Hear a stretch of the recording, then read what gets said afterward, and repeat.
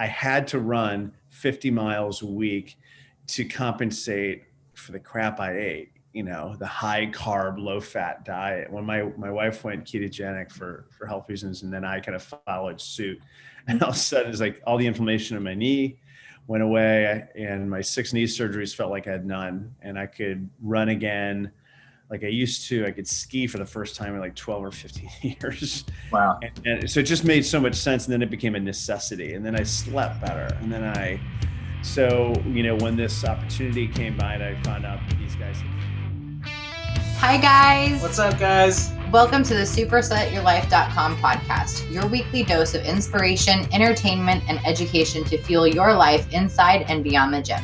Jim and I will be taking a deep dive into the ketogenic diet on this episode, and if the ketogenic diet is something that you have been thinking about starting and don't know how to begin, then you can find the Carnivore Starter Guide on Taylor's and my website.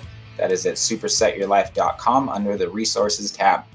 We got Jim Howard on this episode. He is a 27-year MedTech executive and Readout co-founder, president, and CEO.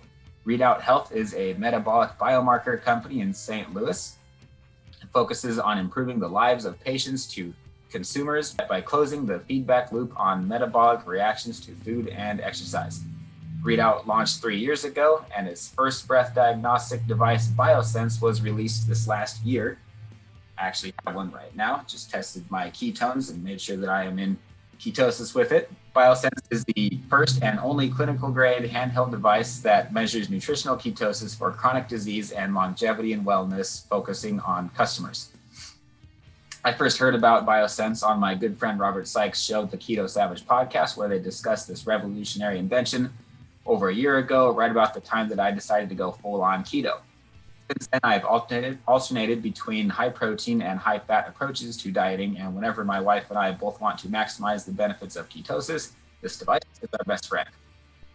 Mr. Jim, welcome to the show. Hey, thank you for having me. Hey, everybody. And before we get into the conversation with Jim, I took the time to put together 5.5 minutes of a bit of a crash course right now that you're going to hear on some of the terminology that we were talking about, because most of our listeners, I'm sure, are unfamiliar with some of the terms that we were discussing, and I definitely was. So I took the time to go onto their website. It's a phenomenal resource. It's mybiosense.com, and they break down what all these different types of ketones are, how it affects your body, what the benefits are, and it was really, really helpful for me. So I took the time to type it all out and then summarize it the best I could, put it into my own words.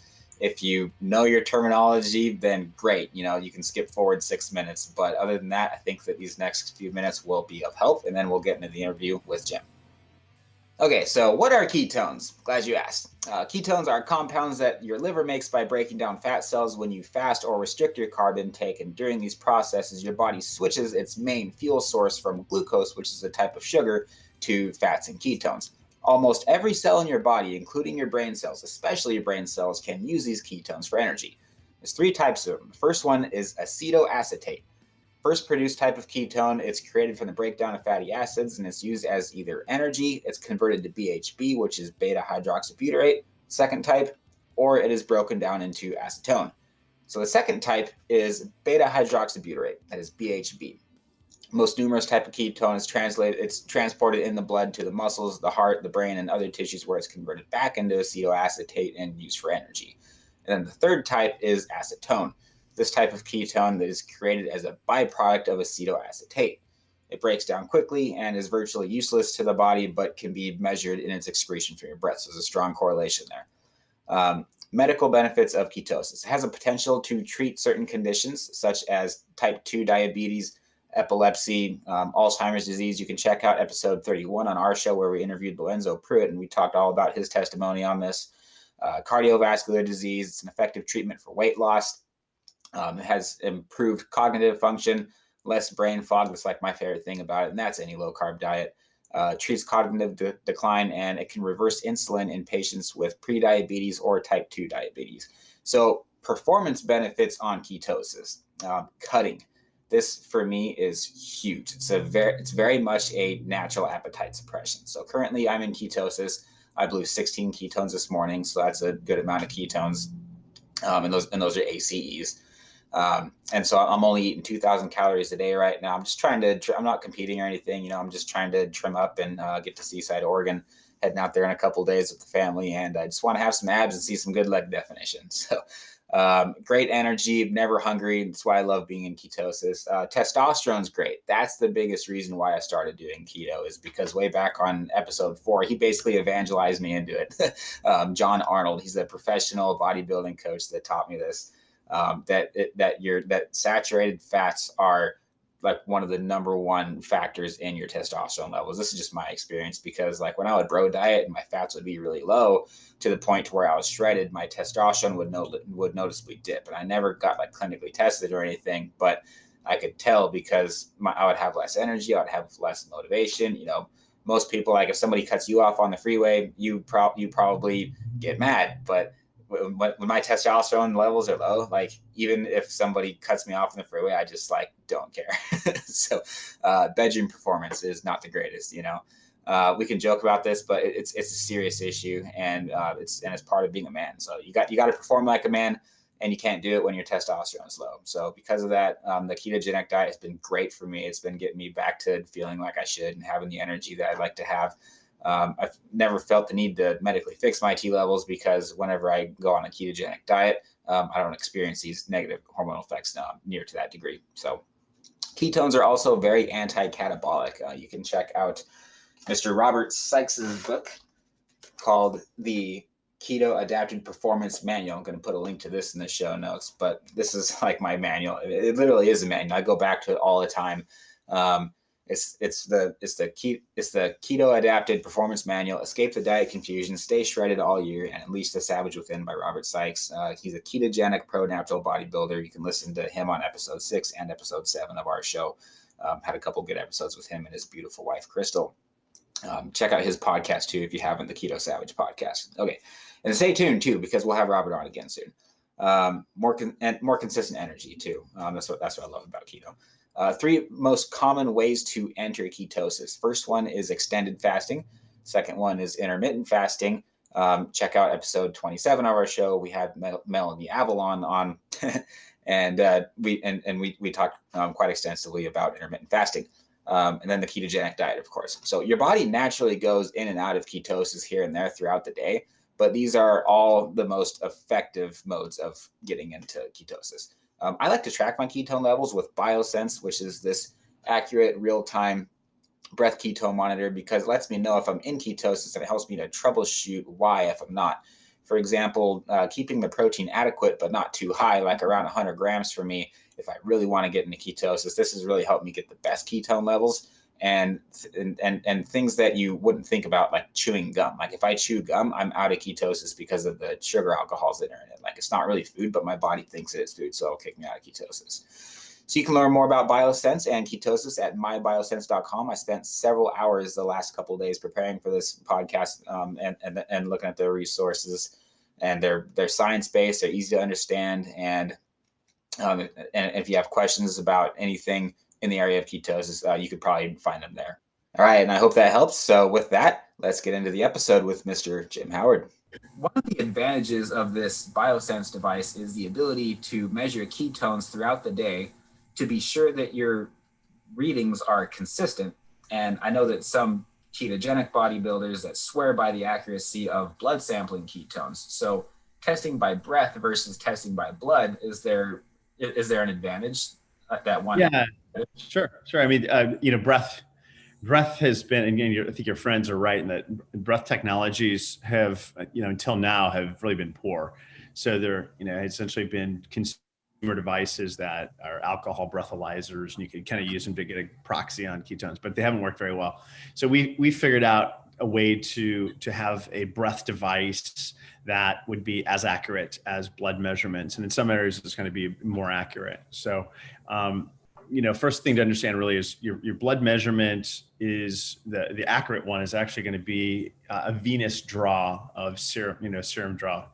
And so beta hydroxybutyrate through a venous draw, but most people don't have access to that. So they use a capillary finger prick. And that's about 20% off of that gold standard of venous. So it's good, but it's not by any means the gold standard that people use if they are pricking their finger. But the biggest thing is that your ketone levels change dramatically throughout the day, just like glucose does. So, breath and even urine strips, which are non-invasive, they're just, obviously that just gives you a range. But these non-invasive approaches are better to get the entire picture. So a finger prick will give you a great idea of what's kind of where you are in that last, snapshot of your last few hours. But, you really want the video of your day, your metabolic video. And to that, you don't want to, you either got to prick your finger several times a day, or you need to use a breath device like ours. So breath ketones tend to track, for most people, not everybody, they lag a little bit, maybe 30 minutes, maybe an hour behind BHB. So if you look at a trend line of BHB or blood ketones, it's much more erratic, whereas it's a smoother line with your breath ketones. Now, if you're fasting, this is where it gets really tricky. If you're fasting, acetone, you'll hear, Peter Tia, you'll see Don D'Agostino writes about this, starting to write frequently about it, is that acetone or your breath ketones are probably a better way to measure. And the reason why is that when you're fasting, you use up all your BHB right away. Okay. So, and your BHB is only a storage ketone. So it's not what you actually metabolize. That's acetoacetate. Whereas ketones are much more, through the breath, are going to be much more steady and reliable. So, and that's either one or two things. If you're a long-time ketogenic, you're going to get more adaptive to the model, and you're going to store less and less BHB over time. And then if you're fasting, though, again, you're just going to use it all up right away anyway.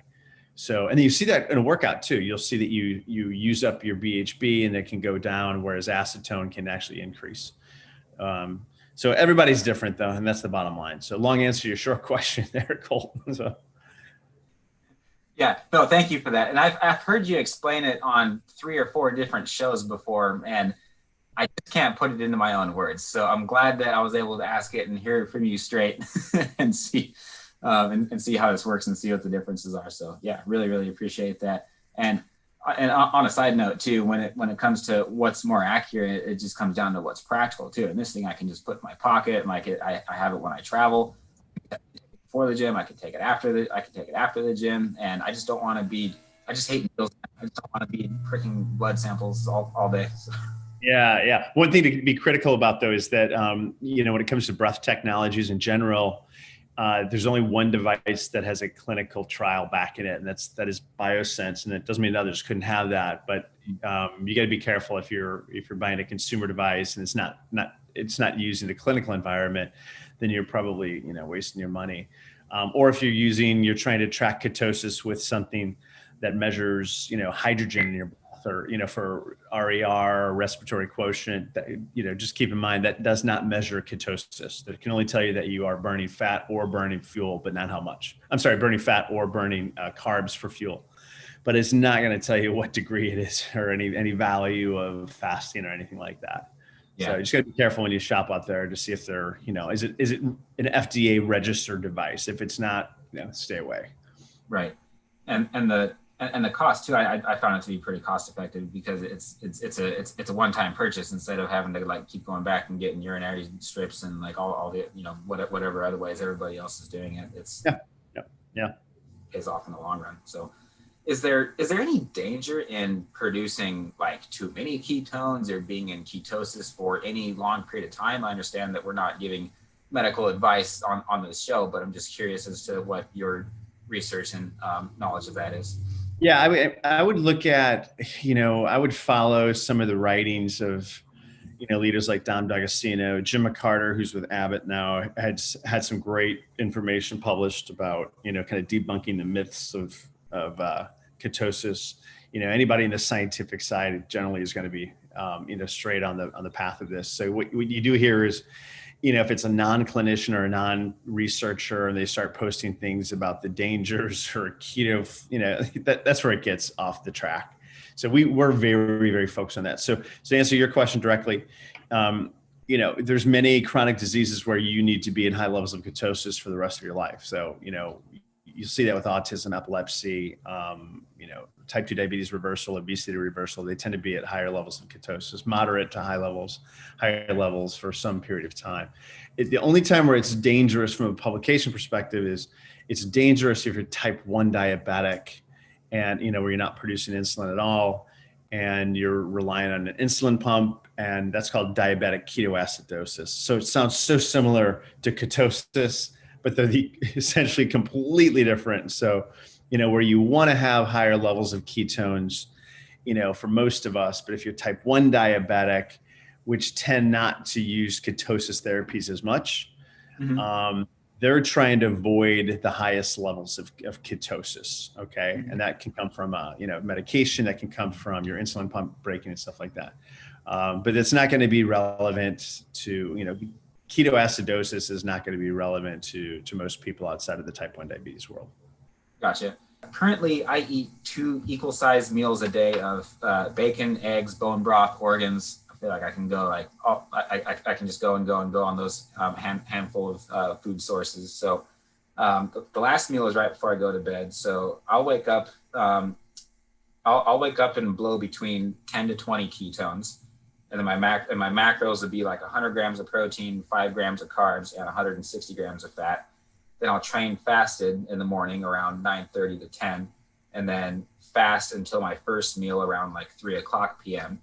Because I'm not even hungry until then, and then dinner at 8:30. And then my morning blow will be 10 to 20 the next morning. The evening blow at the end of the fast is usually 10 to 20% lower. So I just thought it was kind of weird that it's higher in the morning. Have you found that that a lot of your customers experience higher ketone levels more? Sure. Yeah. Because they're coming off of a fast. That's the bottom line, is that they're not, they don't have that impact of food typically. So, you're coming, this is my wife, for example. She would have she was pricking her finger she's a product called Keto Mojo, and she would prick her finger in the morning, and she was gaining all this weight back. She lost a lot of weight with keto with her second child. And she was pricking her finger once morning and thinking that she's in ketosis the rest of the day. And it's like, you're coming out of a 14-hour fast, and then she would go eat her normal breakfast. And then, she didn't check again until the next morning. So I was realizing that you're getting a false negative. Like, so when she started doing that once a day, going from once a day to 3 times a day, it was very obvious that her ketone levels were much, much lower. So, and then we switched her to our device, and then it started making sense. She kind of got the video of the day instead of the snapshot of the morning, which doesn't really do much for you. So, but yeah, that ACEs that you're talking about, whereas 0 to 5 ACEs is low level production of ketones. So 5, you're starting to enter, roughly 5, you're entering ketosis, kind of like 0.5 millimolar. And then you get up to your 15, 17 ACEs, or kind of like 1.7. They're not exact to BHB, but they're about 10x on average.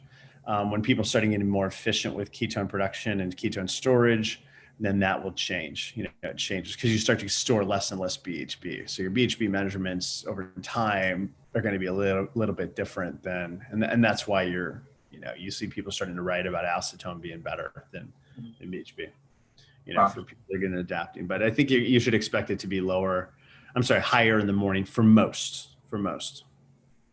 Yeah. Awesome. Yeah. Thanks for that. We were talking a little earlier about how far the research has come since the classic bodybuilding era too. I was reading in bodybuilding encyclopedia, and literally at the end it says, if you ever find yourself in a state of ketosis, you have to test for it. And if you test, and if you're in ketosis, you have to get out of it, because there's not a lot of research on it, and we don't really know what it does. Yeah. Well, you know what? 2 years ago, when we first started funding this project, because we do a lot of research, we have a lot of clinical trials.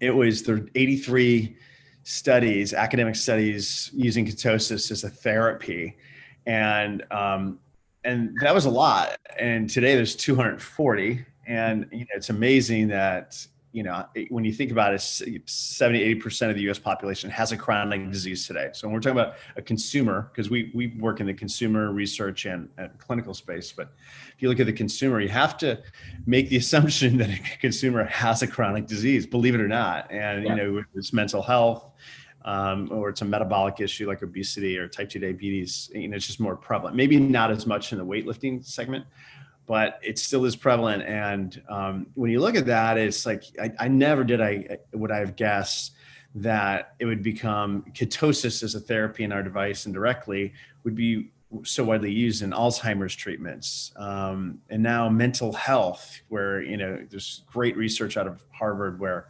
schizophrenia is reversed, the symptoms are reversed literally within a couple of weeks. And really anything related to the brain, you could make a pretty strong case that it's got, great traumatic brain injury. A brain cancer study came out last week that was really, really interesting, using ketosis as a therapy. So it kind of goes on and on. We got a really cool study coming up. There are people jumping from a plane, for traumatic brain injury using BioSense versus those that don't. We have an infertility study that just launched in Berlin, where women are fasting for 7 days using BioSense, and they're having a problem having children. So all kinds of cool stuff like that. It's just really spreading.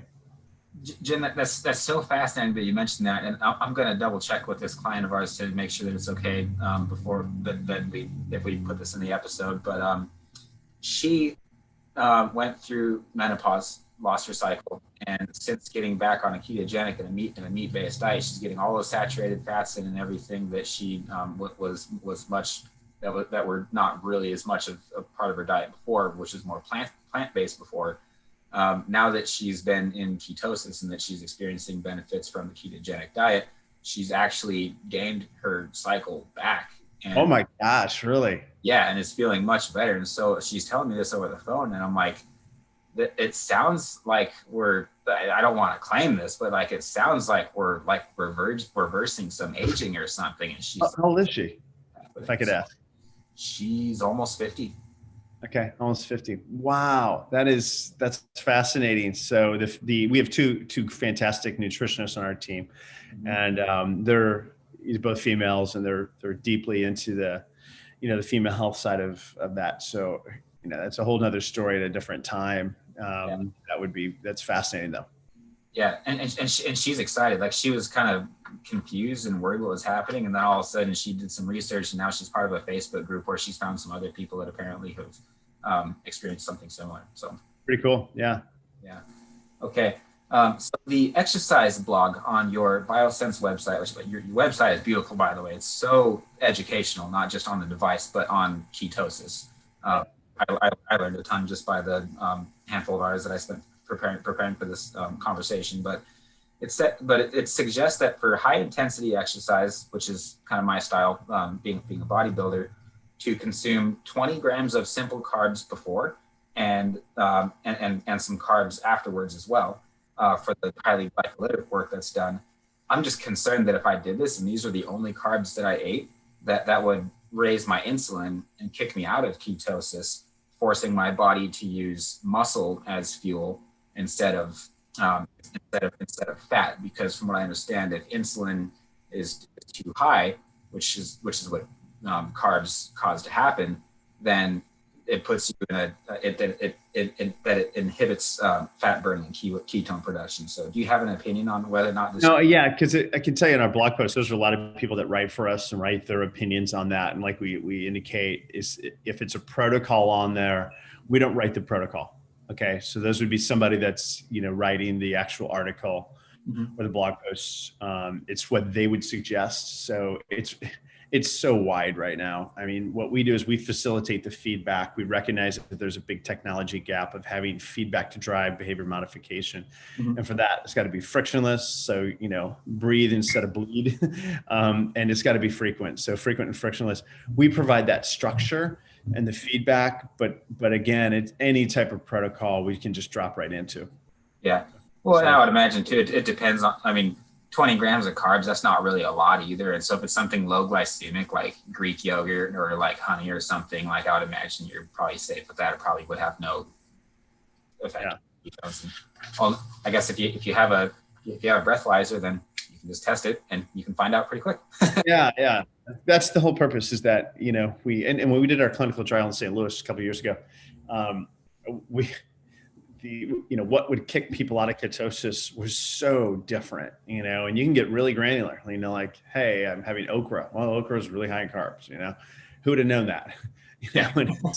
It's Mardi Gras and you're eating your, Cajun food with lots of okra, and everybody's different. I mean, a banana to you is going to be different than a banana to me. And that's, right. This isn't like, we have these fitness applications 10 years ago where everybody burned the same amount of calories that were 150 pounds and 5'10". Everybody's the same, actually probably until like years ago. So until you start to really monitor the personalized aspect of this, and that's personalized nutrition, and that's personalized fasting, it's personalized, response and metabolic, your metabolic metrics and biomarkers. You have to have all this to really make any type of true decision on behavior modification. Otherwise, it's just guesswork. Yeah. I found a large correlation between sleep too and ketones. Like for reason, if I'm not getting adequate sleep, then I have a hard time getting into ketosis. Yeah. That cortisol levels, if you're stressed out, for me, that's one. I run a company, so there's always lots of stress with that. Yeah. So it's much more difficult at times. So yeah, that's the reality of it. Yeah. So I understand that you personally enjoy the ketogenic diet, and I assume that you're probably in ketosis now. Yes. Well, probably. I don't know. I haven't tested since this morning. So, right. It depends. Yeah. I mean, I got into this space. I used to work for a pretty big company in the respiratory diagnostics area. And, I used to run 50 miles a week on a high carb diet, and I didn't lose weight. So what does that tell you? And I loved running so much. And then I was bone on bone, 6 knee surgeries. So I couldn't do it anymore. But it tells you that I had to run 50 miles a week to compensate for the crap I ate, the high carb, low fat diet. When my wife went ketogenic for health reasons, and then I kind of followed suit, and all of a sudden it's like all the inflammation in my knee went away, and my 6 knee surgeries felt like I had none, and I could run again like I used to. I could ski for the first time in like 12 or 15 years. Wow. And so it just made so much sense. And then it became a necessity. And then I slept better. And then when this opportunity came by, and I found out that these guys have figured out a way to measure breath. It's called fractionating your breath, meaning they chuck out 95% of your breath, and they only measure, the high concentration of acetone. And that's the key thing. That's our patent. So when I found out that these guys had been working on this, I met them. I flew out to San Francisco and met them. I was like, holy cow, you guys figured this out. No one's been able to do this before. And sure enough, a year later, BioSense is on the market, and it's been on the market now for about a year, and we have 5,000 early adopters. We haven't really marketed it, but 5,000 early adopters. It's going to be available at Best Buy starting next month. And we have lots of clinical trials going all over the place. And these range from oncology to metabolic to infertility, as I mentioned. We have a big pharma study coming out. And then in consumer space, we don't concentrate on that as much. We need to do more, but it's, we integrate with your carb manager and chronometer. We'll be integrating with Zero here shortly, or the fasting app, Lifomic, which is some cool apps, Life Extend and Life Fast. So we've embedded this into a lot of other things. Readout Health, which is a super cool group, that measures a lot of different biomarkers. That team, Dave Korsunski, those guys are great. So yeah, we want to get the measurements to the people and the users as easily as possible. And, our app is great. It's fantastic. And if you want to use other apps, that's fine too. Yeah. Awesome. You were talking about your long distance running. Have you noticed a difference between, like, if you're using carbs as your primary fuel source, like you can run probably really fast and have a lot of energy, and all of a sudden you hit a wall because it just stops abruptly, and ketosis, you have a little more sustained energy? Yeah. I mean, it's, I would say that in ketosis, it's harder for me. Like, I feel more sluggish. That's the negative thing. I feel more sluggish in the beginning, as far as like, whereas carbs, I could burn through my glycogen fuel, and then you've got all this hidden everywhere. So it's a little more difficult, but no, I don't hit any walls. Really comes down to, the problem is, to be honest with you, the problem is that I don't need to run as much, like I'm in great shape. I have a lot of time back because, like with sleeping and stuff like that, I sleep better. So I only run like now twice a week, which I used to run like 6 days a week. So running twice a week, that's all I have to do. The only problem is you're just not in greatest shape, even though you feel fantastic and you're alert and you're all these other side effects are great, but your heart still has not had that practice that I used to get. And that's why it's like a run is a little more difficult. And also I'm 54, so maybe it's not going to be easier. I hear it. Yeah, I've experienced kind of the same thing too in my workouts. Is like if I'm doing glycolytic work, I'm better with an extremely high protein approach. So I'll have north of 400 grams of protein, and then by gluconeogenesis, it just gets all converted to glycogen. So workouts are very, very explosive, very similar to a high carb diet. But then when I'm done, like I'm done and I'm hungry. And in ketosis, it's like the workouts aren't quite as intense, but I can just go and go and go, and which is especially nice being a business owner. You know, this, like you get a phone call or something, you got to stop what you're doing, and then you can go pick it up later. And then like keto, it's great. You know, you can, it's more, it's not jet fuel, but it's more consistent. So. It is. It's more consistent, and I feel like I'm in control. You know, like that's what a lot of people say is like you're in control. Whereas, and I used to drive. I had to have a high carb, dietary protocol. I'd go eat some Indian food, and then I'd drive, and I'd fall asleep at the wheel all the time. I mean, I was falling asleep at the wheel. Went to the doctor, like, you've got some glycemic issues. You should probably start. And I realized just on my self modification, I'm like, I'm consuming 200 carbs a day. And I don't need to be consuming 200, 250 carbs a day. It's putting me into a food coma, all this inflammation, and I have to run to get it off. Like I was becoming so dependent on the run to clear all of this crap out of me. And then the deterioration of my knees, and after all these knee surgeries, it's just a recipe for disaster. Yeah. When you eat that many carbs, you almost feel obligated to go. Yeah, mentally obligated, but also that mental obligation is because I know that I was irritable unless I did that. My wife used to be like, don't you need to go for a run?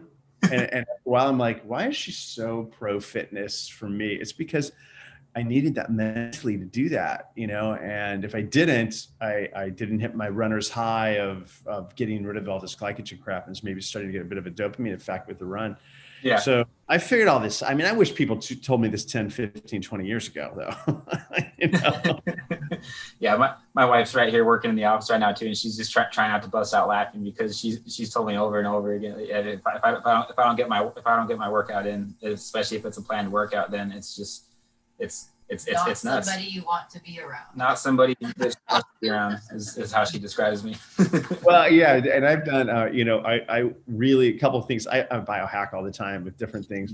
And since the first of the year, I've cut down on alcohol, probably 90% cut down. I would drink on weekends, but nothing out of the ordinary. Now I've completely cut out for the first half of the year alcohol, just to really start to see that. And let me tell you, the chill that you kind of get with ketosis, it's like 5x when you pull the alcohol component out of it too, because you're sleeping better, your body's more efficient, you have less of a dehydration impact on a weekend or something like that. And I'm talking like 1 or 2 drinks, you pull that out, it's unbelievable what the impact is, to me at least. And my wife's right. Yeah. That's actually literally the second half of the question that I just asked you. I was dying to know because my wife, she loves her wine. I love my bourbon, and we don't drink a lot. I have literally not even a shot every single night, and it's just a treat. And an alcohol amount that small, have you experienced that to have any difference as to what your diet looks like? Yeah, I do. Really? Yeah. So it's really just completely eliminating it. Well, let me put it this way. Even, to answer your question directly, yes. I've even just a little bit, say a glass of red wine every night for dinner, that removing that does have an impact. Because I can tell you this, the few times that I feel it after like four sips of wine. I can feel my brain cells being impacted, whereas before it would take more than it. So I don't know. It just works for me. I don't, it's different for everybody. That's really interesting. Both Taylor and I had COVID a month ago, and we actually stopped drinking for a while because it just didn't taste good anymore. Like red wine would taste like Kool-Aid, and so I've actually been hardly drinking any alcohol at all lately, and I'm feeling better, and I'm sleeping better, and I'm blowing more ketones, and I'm just kind of getting irritated. I was almost like mad at your device. I was like, what? this thing working? Why am I not in ketosis? And now that I'm not drinking alcohol anymore, it's like, all of a sudden I decided to start working again. Yeah, and by the way, if you do drink, make sure you take your measurements before you drink, because alcohol will give you a false measurement. Sure. And also like storing it. Another thing too is like your sensor. Be careful with the sensor. You can't store it around hand sanitizer or perfume, or those are all interference that could ruin a sensor. So just got to be careful with that. Or household cleaners too could ruin a sensor. That's for any breath device anywhere. Okay. Yep. We make sure we follow all that protocol. Yeah. Last question is, some people think that I'm crazy for consuming 100 to 200 grams of fat a day on the ketogenic diet. Are you aware personally of any science that shows that there's any health consequences of eating that much fat every day if the protein is moderate and the carbohydrates are low? You know what? I'd have to come through, a lot of the scientific articles. I can only say this, that we do have a lot of users that do that. Okay. And I could say that, a lot of these arguments is this from, animal fat versus vegetable fat. In my particular instance, when my wife and I started the ketogenic diet, it was, a lot of the information is consumer based, and we were okay, bacon and it was the heavy animal fat. And I just didn't feel that good, to be honest with you. I did not feel good. So we transitioned that high fat, 100 plus grams of fat per day. We transitioned that to primarily plant-based, I'd say. I mean, like we have a lot of salmon. We probably have hamburgers once a week, pork and things like that. But it's not 7 days of red meat, by any means. We don't do a lot of organ stuff. But it's high fat, but it's from the sources that I particularly feel comfortable. Tons of nuts, tons of avocados, tons of fatty fish, sardines out the wazoo, things like that. So it's just the choice that we've made, that we have the high levels of omega-3 fatty acids and other things like that are more brain related. Sure. Awesome. Well, I could sit here and talk about this kind of stuff all day. I've been absolutely looking forward to this, and it's really been a pleasure to have this conversation. But in the best interest and in the respect of your time, sir, one last question is just, what is your favorite benefit that you've enjoyed from the ketogenic diet personally? I would say I'm probably a lot more chilled to be around with my family. It's always family first. So I don't even say that in any sense of trying to be humorous. It just is. I mean, it works really well for me, and being able to just be more patient, and then obviously the inflammation stuff just makes it all work. It's I can just do things that I couldn't do before. So I'm pretty focused on health span, and I'm 54, got a 5-year-old and a 7-year-old, so I gotta be pretty mobile, and I wasn't before, and I am now. So that's the reality of it. Yeah, fantastic. Well, again, it's been an absolute pleasure. Thank you so much for taking your time on a Sunday to have this conversation with us. And I know everybody's going to love it. All right, cool. Thanks, Cole. Take care. Thank you, listeners, for joining us on this episode. If you found this helpful or entertaining, we ask if you would please share this with a friend. We also would love to hear what you think of our show, so any ratings or reviews are very much appreciated. We have a new episode every Saturday morning, so please subscribe so you don't miss them. Thank you again, and God bless.